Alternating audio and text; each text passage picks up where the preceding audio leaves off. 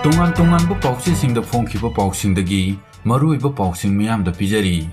Churchandpurgi Haupi Molen Hill Range da acre 4.8 ta tharamba popi pambising yanthatuna mangankhre.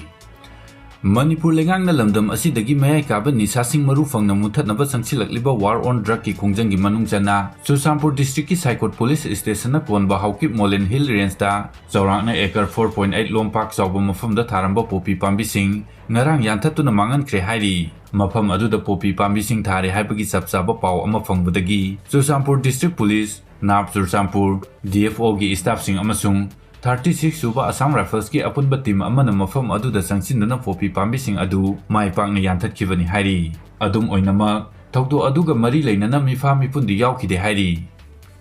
atopa paw amada phaduna pukhiba MD Nawaz Tawal district hospital da sina pukhalakre MD Nawaz ki misi da etiga karigumba hiram amata da mari leinade arambai tengol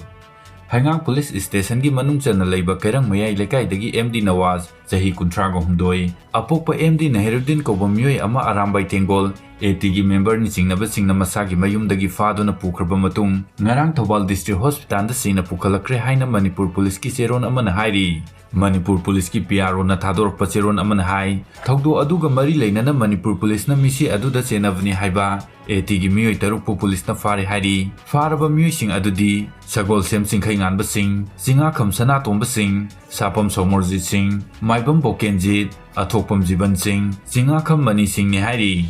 Nakan amaromda arambai tengol gi ming sizina duna drug chaba miyoi kya fadok fajin tawbada miyoi ama leikidaba adu etiga karigumba hiram amata da mari leinade AT unit 2 andro branch ki ming sizina duna miyoi kharana chathakiba thabakni thogdo adu da senaba AT gi ming sizina ramba miyoi sing AT na farba matung police ta logi oiba thabak lokhanaba police ta sinakibani Narang Andro da thokiba laibak thiba thogdo adugi matang da arambai tengol gi general headquarter CMP na Wapham Khara Thamlakli Akoi husik leijari si arambai tengol general headquarter CMP gi jaga dani ai samak Munindro Mangang commissioner arambai tengol general headquarter ngarang January gi tang 2025 dungin waram da yamna Phoning the ba like Tiba Togoma Topagi Palm Pangi Hari Batodoxi Aquina Putakta Swift Action Wina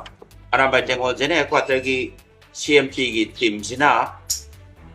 Yangshan Jabada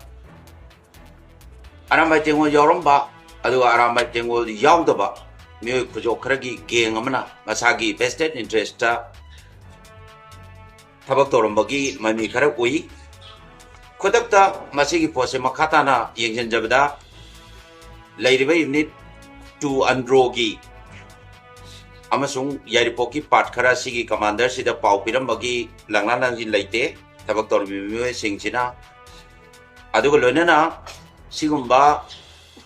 tabak si torambagi damakta akoina makatana yengjen bada jene kwata dasu masiga mari lena ba pau pirambagi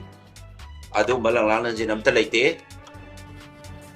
Mateiga Natei Chadana video calling taunaramba nupi ama Warakhre KCP PWG Ai kanon ai apopagi mingna inausa apopagi mingna lemocha dang kunjin makhalekai ai ipuboki mingna ibobi inempogi mingna apabi sang them lengkhabang kunja makhalekai ai ga itei ko baga Natei Chadana video call taunaramba gi KCP na PWG na isinlaw singna warawateng bidagi ay SCP isana yan tajare matung asumba phataba thabak tawraklagadi isinlaw na piba serakta isana yana lawjagan Dr. Angomcha Bimol akoijam na thagalakhiba post amada Constitution gi makhada lengak leina chahi cha kya leiraklaba iramdambu kangkhong chaihanduna misimina awa ananang handuna lehaliba semilon thugairiba chana pathap leitabagum aki akhang mi paina haliba madugi mathakta loilam lengakum mapuna haiba induna leiriba naphuruk ki mi siba fawba asiba hangba chatke tawbuda mapuna chatkanu haiduna mamai leiraga hanba naramdom gi mafam thungnaba chatpa fawbu ngamdriba maduni kor isu hairibadu कानादे इयाम्बा थमोई सेंगनसी अखोइसु कौबियु तानाबियु all party delegate कौबियु government of India गा अखोइ पुना मायोक मिनसी पीएम की अपॉइंटमेंट लौबियु लेबाक मियाम सिवारे इरमदम कंसी इदु निंगथौना थागलखिबा पोस्ट अमदा तेनोपलदगी चुरचांपुर सोंपी ताबा लंबी सेंबा थुना लोइगदौरे हाइरिबा लंबी असि सेंबा हेक लोइबगा कांगपोकपी टू चुरचांपुर टू मोरे बिया सांदेन गा समनबा ngamlagani लंबी असि चटपा मतमदा नगा अमदि मैतेगी खुल अमता फाउदे लंबी ब्लॉकेट ओइनिंगाई लेते कुकी सिंग मनिंग तमना चटपा यारगनी कुकी सिंगी कुकी लेन फंगबा नुमिता हाइरिबा लंबी असि 3 लेन ओंथोकलगनी